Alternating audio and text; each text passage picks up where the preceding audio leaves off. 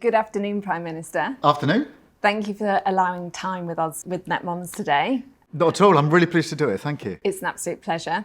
If you don't mind, I know you're a busy man and time's tight. I'm going to cut to the chase and get to some important topics that matter to our parent audience, and then we can discuss some dad chat and parenting later, if that's all right.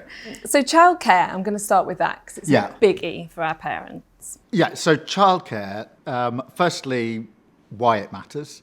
It allows children to get care earlier on and to be in a supervised setting, which is really good for their development, particularly at the nursery stage, I think from 9 months onward, going into particularly school-based nurseries, which are what we're really rolling out today. I'm really pleased about this because it's an environment that is child-friendly. It's somewhere where parents can take the younger child if the older child's already in school, and it allows young children to be with other children who are likely to go into the school beginning with them and therefore to familiarise themselves. So all really good. We're rolling that out today. I'm a big fan of them. I just think they're a fantastic idea. And of course, it allows parents and carers, not only women, but predominantly women, to get back, if they want to the work environment, which financially helps them, helps the economy more generally, by the way. Yes. But also on career progression is really important. So for all those reasons, I am really pleased that we're rolling this out today. And I say school-based nurseries it's one of those things, when we sort of came up with this plan, I just thought, why didn't anybody do this earlier? So I'm really pleased that we're doing that. But it's what we're doing, but it's why we're doing it. And sometimes you hear these stories about children not being ready to learn when they get to school. They're really troubling. Or the massive disparity between some children who are clearly pretty well ready to learn when they're 4 or 5, other children nowhere near ready to learn. So it really helps with that gap. But doing it in the same place as others. We had 2 children. They were 2.5 years apart. That's not an unusual story. By the time child 1 is in school, to have a school-based nursery where you can then put your second child in the same place. In the same school, in the same place. In the same environment is really good. And as you mentioned just then, school readiness is so vital for families now. You know, we're seeing lots of stats and data about some children not even potty trained before they start school. Parents are needing all the help they can get. So those spaces for 9 months onwards are very supportive of it. I think those it's families. really important, and I've seen these examples of the disparity. It's not just that some children are arriving at school not potty trained, for example. That's the example that's very often given, is a really troubling one. But it makes it harder for them to catch up. And there's a huge disparity already. So by the time you start at age 4 or 5, there's a massive gap between. So I'm really pleased that this helps fill that gap in. And the benefit to the parent or carer is really important as well. But also it's a statement of intent. We've been in now for just about a year in government, had to do some tough stuff financially in the budget last year, tough stuff but right stuff. But that's given us a platform on which we can build, and to be able to say this is one of the most important things we want to do first, I think sends a message, I hope, to parents and carers that we want to prioritise your child and the chances of every child to go as far as their talent will take them, whatever they're good at, let them go as far as they can and give them the best chance, but also to parents and carers to be able to get back into the workforce if that's what they want to do, because financially that makes such a difference, particularly for women. And there's a second phase in the plans come autumn, is that right? Yeah, the second phase is then free childcare, which is rolled out more generally. That completes the gap so that from 9 months through to school, there's free childcare. Again, hugely important. And I've looked at the number of parents who will now have a childcare place, and the fact that 93% of them are going to get the place of their choice. Right. I don't want to just throw statistics out, but it is quite important because parents will say, well, yes, I want the free childcare, but if it's a long way away or it's not the environment I wanted it to be, then that can be a problem. So the vast, vast majority getting the place that they wanted. So that again is really, really important. Absolutely. So you mentioned the 3 hours of childcare, the introduction of the 30 hours free childcare per week which is currently offered to the 3-year-old and 4-year-olds, isn't it? Yeah. But from September, from 9 months to 2 years. So 9 months to 2. Yeah. So then that completes the whole sort of preschool period. Yes, but many working parents still struggle significantly with wraparound care and school holiday childcare. What are your plans to address that critical gap? Well, let's take them separately because it is a problem. Wraparound, we already started rolling out breakfast clubs. These are preschool breakfast clubs. They have a dual purpose, really. One is to make sure that children don't start school hungry, and too many do. So it gives them a healthy, nutritious meal for breakfast at the start of the day, really good. Obviously, it's a period during which they're mixing with other children, and therefore it's good for their development. But for parents and carers, it means they can be dropped off early, and so you get the whole wraparound. You don't have to wait till the formal start of the school day, which just makes it a lot easier in the mornings. I know this. I mean, our kids are, 17 today is our boy, and 14 is our little girl. But I remember when they were that age, being able to drop them and then be able to get on with work made a huge difference. Yes. School holidays, different proposition, because obviously schools predominantly shut. Obviously they do run holiday activities, but we're putting a lot of money into club-based activities in the school holidays. Again, help for parents and carers, but also really important for children to have fun but develop during that holiday period. Yeah, I guess it's for those working parents of children of 9 months or 1, those clubs aren't quite going to work, are they? No, and so some of the nurseries will obviously accommodate that. But for the slightly older children, it is really good that they've got activities. And I remember with our children, particularly the summer holiday, it's quite a long period. It's a very long time. We all celebrate on the last day of term in July, but by the time September's come around, it feels like quite a long period. And to have had that activity, well, they can go off to what they want, have fun, and get the balance right, makes a huge difference. So both the preschool stuff during the school term plus the holiday stuff, I think, does make a material difference. And there is the tax-free childcare on offer as well for some of those clubs, isn't there? Yeah, and so I think if you put the package together, you've got breakfast clubs, free breakfast clubs, free school meals have been rolled out for everybody in universal credit. That's excellent. Been hugely welcome, and is the example I often give when people say, what's the difference it make having a Labour government? I said rolling out free school meals in a way that's never been done in this country before. Hugely important. Now what we're able to do with childcare, making it schools-based. There is another provision which I don't think we quite talk about enough, which is the limits we've put on the cost of school uniform. Yes. Which again makes a huge difference. Sort of branded, expensive school uniforms, particularly if you've got 2 or 3 children or 4 children, really expensive. And so limiting that as a package, you can see the focus we've got, which is on working families and on children.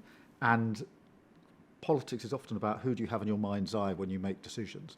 Having in my mind's eye the parents and carers whose lives will be changed by this, but also the children, because I'm still shocked that the income or wealth of the parents still has a huge influence on where a child ends up in life. It should just be their talent and their own abilities that get them as far as they can possibly get. Whatever that is, we've got no prescription of what a child should do. And we're the same with our children. We want them to be happy and confident. That's the only 2 rules in our household for our children.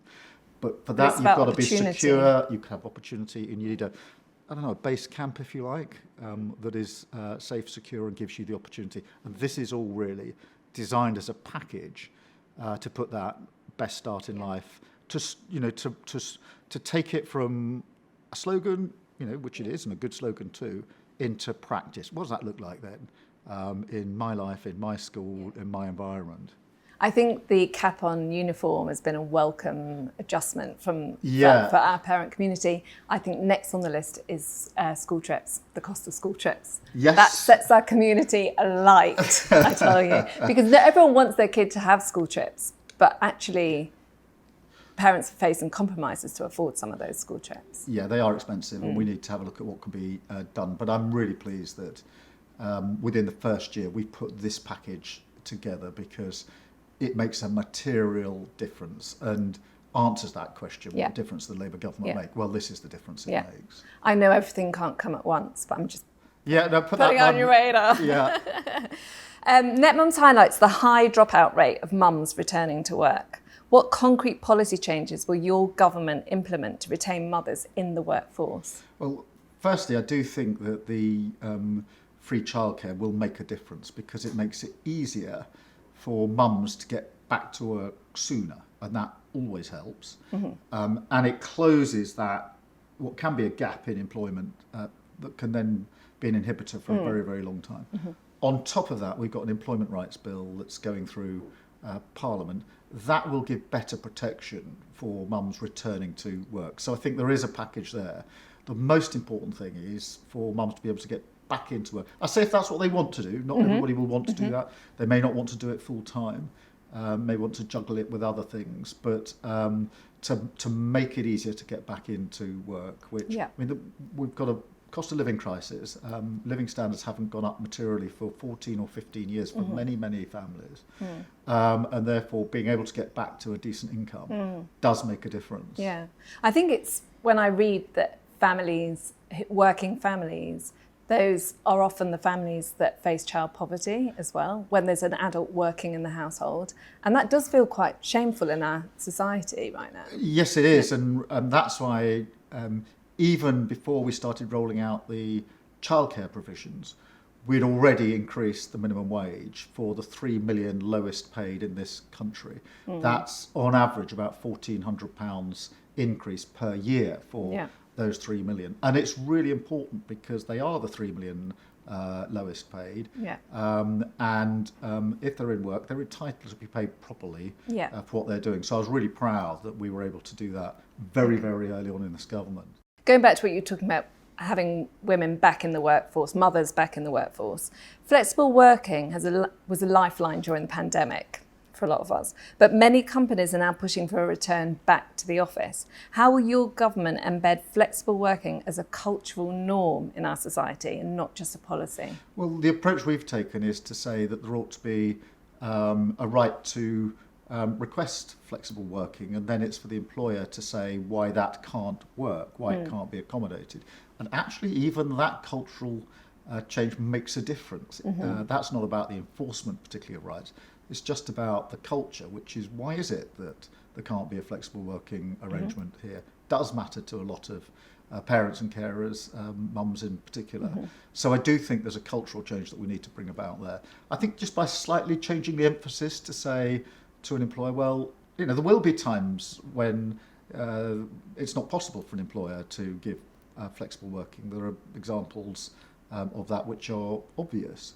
But on the other hand, by saying to the employer, well, you really need to justify if you're not going to do flexible working, it just forces them to think, you know what, why can't we do that? Why can't we be more accommodating? What grounds would we really put forward? Rather than simply saying, we're not going to let it happen. So it just tilts it, because cultural change is always much harder. I mean, policy change and legal change is a question of sort of putting legislation through Parliament. Cultural change is always harder. Changing that mindset. Yeah, what's the mindset? Why can't we make this work?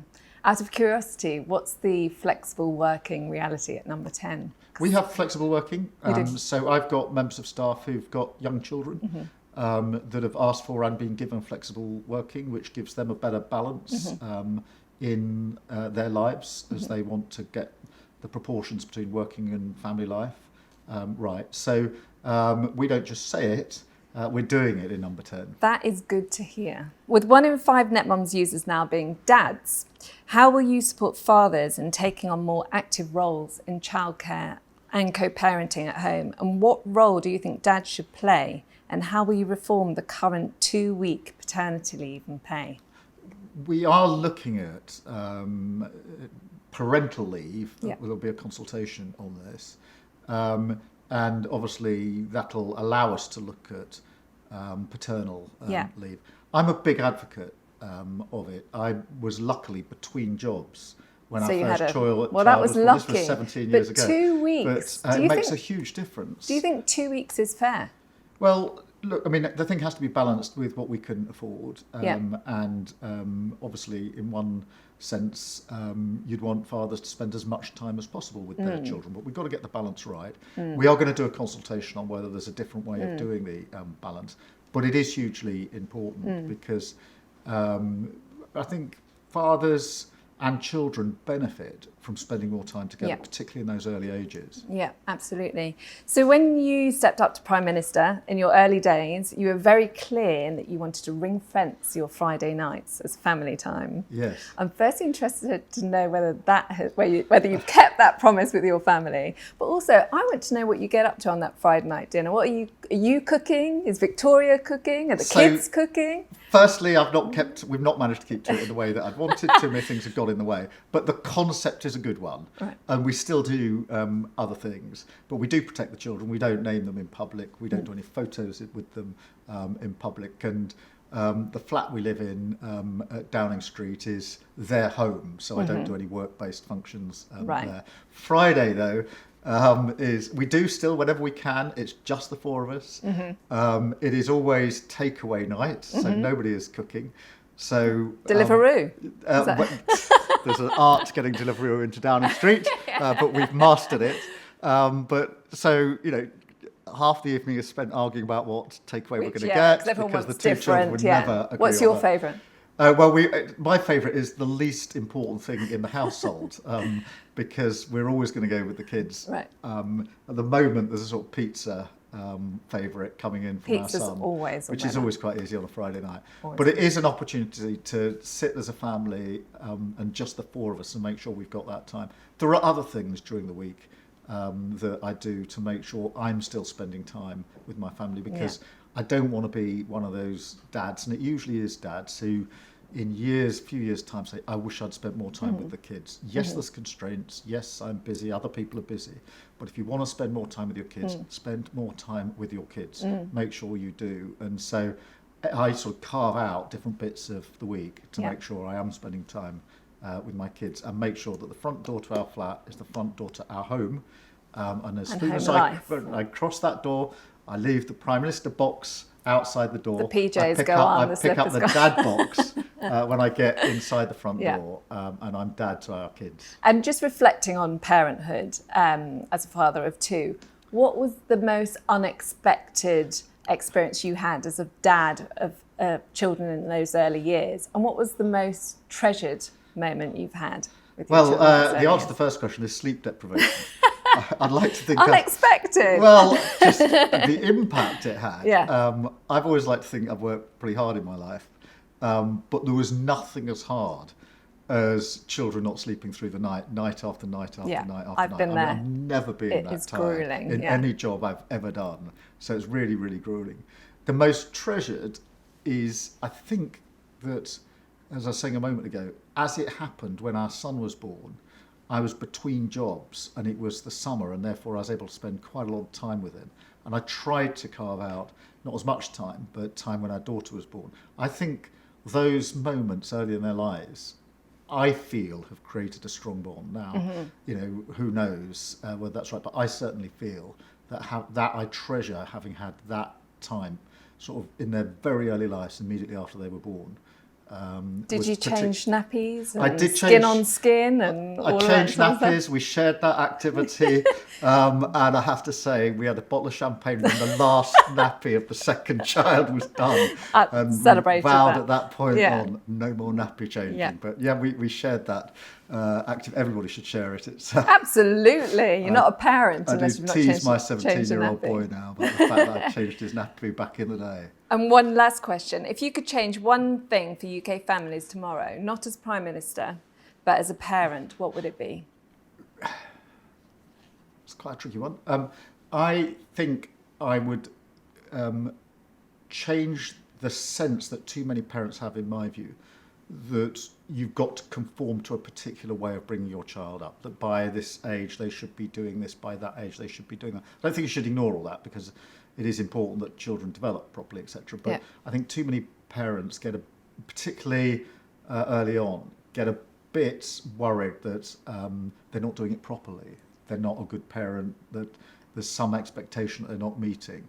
Actually, and we learned this by the time we had a second child, you can relax a bit and get rid of the conformity. And being a good parent is as much about being calm, creating an environment for them as anything else. So I would just say too many parents, I think, possibly spend too much time worrying about, are we in the right place? Are we doing this properly? Would somebody else do it in other ways? Yeah, and we just need to relax away from that. Certainly our experience was, first time round, we had a bit of that. Second time round, we'd relaxed because we could see it wasn't quite like that in practice. So if I could change one thing, it'd be, you can be a good parent in many, many different ways, depending on yourself, your partner, your family, your children. There is no single one best way to bring up a child. Absolutely. I think there's lots of stresses and challenges in modern parenting life. But we always say at Netmums to find those moments of joy and pleasure amongst all of that is paramount. It's hard sometimes. It's fantastic. I mean, it's the single best thing that Vic and I ever did. It's changed my life more than anything I've ever done.